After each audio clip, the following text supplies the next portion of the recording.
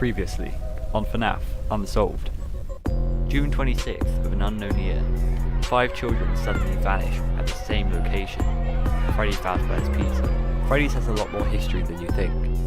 Before Freddy Fazbear's Pizza was Fredbear's Family Diner, a small girl named Charlotte was said to have been last seen outside of the establishment crying before her mysterious death a few meters away. Circus Baby lures Elizabeth in with the ice cream before a claw fires out of her stomach, eating her alive. Remnant. It's something that William Afton worked extremely hard on. The thing that makes the animatronics more lifelike. The thing that powers animatronics at night. The thing that makes them go savage. But to understand what Remnant truly is, we have to look at the workings of Afton Robotics. This week on FNAF Unsolved, we search far and wide for the true lost identity of Michael Afton, William's missing son, and also the missing, rejected Funtime animatronic that changed the story for eternity. Welcome back to FNAF Unsolved. Hopefully you enjoyed the first episode of the season, featuring Tia, who knew nothing about the games. This week, however, we are being joined by the one, the only, Warlord Suspect. Hi, or something. Okay, the viewer's got no context, but I told him to say hi or something. Yeah. So, from my understanding, you've been very in and out of the FNAF franchise, right? Yeah, I guess. I got kind of fed up with getting nowhere in the lore and just too much information. And yeah, but I think I'm back now. What's so funny? I always come back. Anyway, you know what else is back? No. It was a rhetorical question. The FNAF quiz is back, and I'm here to tell you the results from Ozone's second FNAF quiz. Here goes. So, we've actually got a 3-way tie for second and a 2-way tie for first. In second place, with 7 points each, is the following: Inky Ink, Daniel, and Lord Cringe. And the winners, with 8 points, are... Just imagine I'm doing the drum roll. I can't tell it. The drum rolls get worse every episode. The winners are Minister Pancakes and the Robot 13. I know you're both on the Discord, which, by the way, you can join in the description below. Congrats on the runners-up, and remember, you can check out my weekly quiz on the website below. By the way, Yeah? how did I do? William Afton, founder of Afton Robotics and co-founder of Fazbear Entertainment. He experimented with Remnant, children's souls, and animatronics that were designed to kill.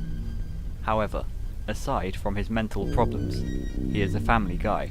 With an unknown partner, Afton has 3 children. Firstly, the crying child. This kid, that always appears to be upset about something, was the victim to Fredbear in 1983. What we don't know is whether his soul now possesses an animatronic. You said next to nothing, and it feels like I'm getting some sort of FNAF PTSD. Why does that sound like the title of a game? FNAF PTSD. Yeah, seriously though, but the memories are all like flooding back now. Yeah. Ooh, happy memories or sad, little depressing memories of FNAF lore and theories going back and forth. Yeah, that one. Afton's eldest child, the Foxy Masked Bully, was the one responsible for the bite of 83. He has an adoration for the Foxy animatronic, always traumatizing his brother, making him jump.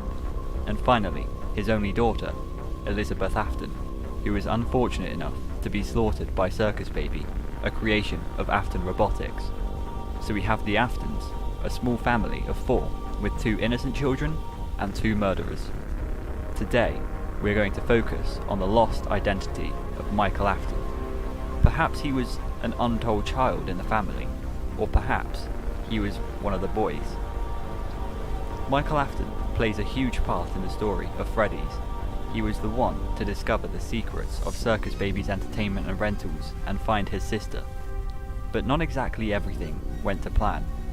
Within the depths of Afton's secret facility was a small room called the Scooping Room. If you remember, the scooper was a machine that injected Remnant into a metallic body, but Michael went too far. When you hear this Cooper, right, you'd expect it to be like an automatic ice cream vendor or something. Yeah, or like a digger or something. Yeah, he could have called it something cooler, like the injector or something. Yeah, the Remnant Device Mark 2000. It's a bit clickbait, if you ask me. Whilst Michael was working in the establishment, there was one entity present that never caught Michael's sight. They called him Ennard, an amalgamation of all other Phantom animatronics, built out of wires, a strange wall mask, and parts of each robot, including the eyes. He tricked Michael into believing he was his sister before scooping him, injecting Remnant into his body before falling unconscious. It's when he woke up, he realised that things weren't natural. He felt more robotic, more sturdy every day, until one day it all came out, and what was left of Michael was his rotting, purple body.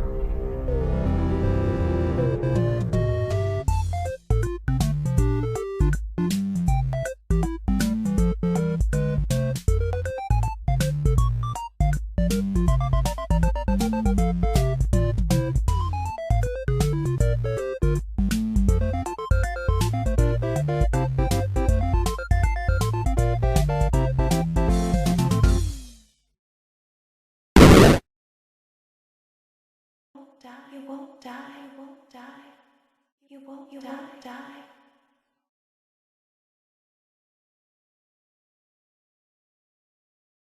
How does one even become purple?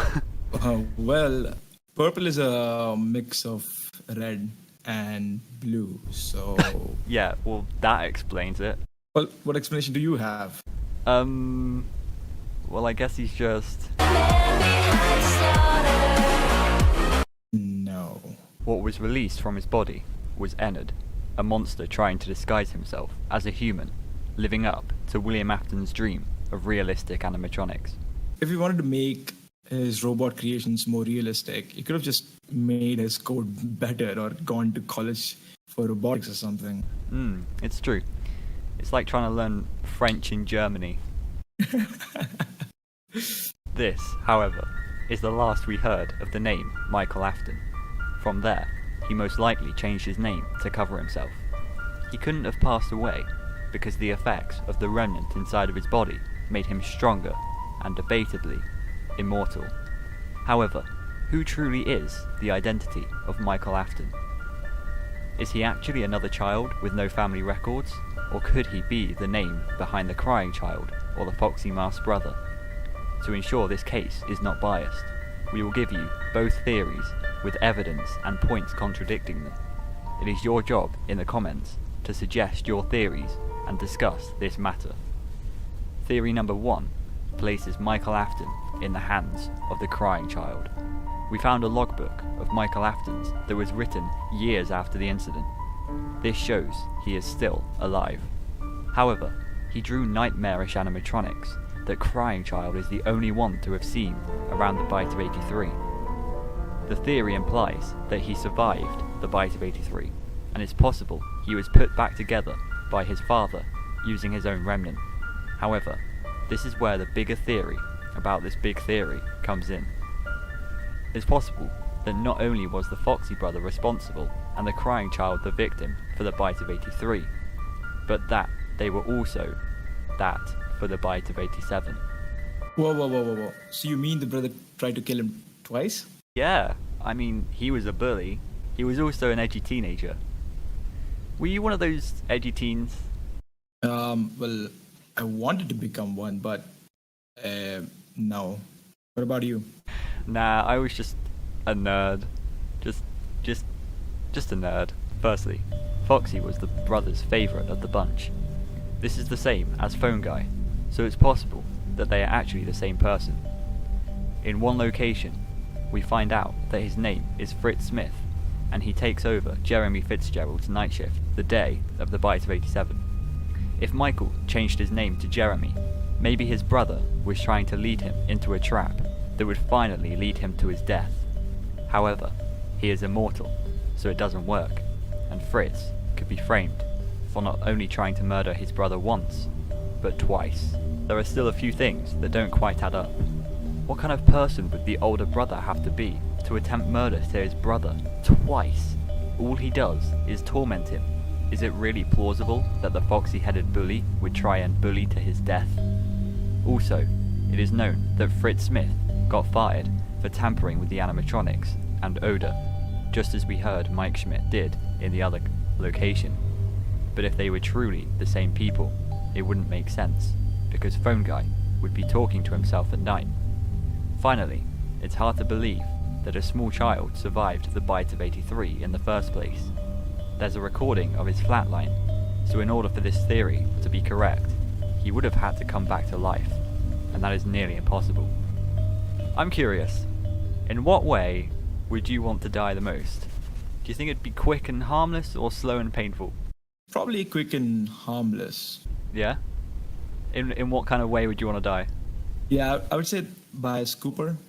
Yeah, that's quick and harmless. I don't know if I would want to die in like the best manner, or in a really stupid funny way. I'm thinking maybe I could walk off the edge of the world. The world isn't flat, you dumbo. Explain Minecraft then, you dumbo. The other explanation for the identity of Michael Afton is if he was instead the foxy masked brother. Michael could have also been Mike Schmidt, who sees various hallucinations of Golden Freddy, matched with the words, "It's me." If the crying child died and possessed Fredbear, who becomes Golden Freddy, the words, "It's me," make sense, as it would be his murdered brother getting his own back. Also, in the survival logbook mentioned earlier, Michael has written down that a child has tripped and fell on Freddy's teeth. It wasn't our fault. Our being the group of bullies who witnessed the bite of 83 defending themselves. That includes Michael. However, one big problem with this theory is the fact that Cassidy, one of the missing children, is the soul inside of Golden Freddy. So it doesn't make sense that both of them would take the same animatronic. It's one or the other. Is it William Afton versus his cursed eldest son? Or is it Afton trying to protect himself from the son that was battered by his inventions? With two brothers, a missing mother, and a missing identity of Michael Afton, this case remains unsolved.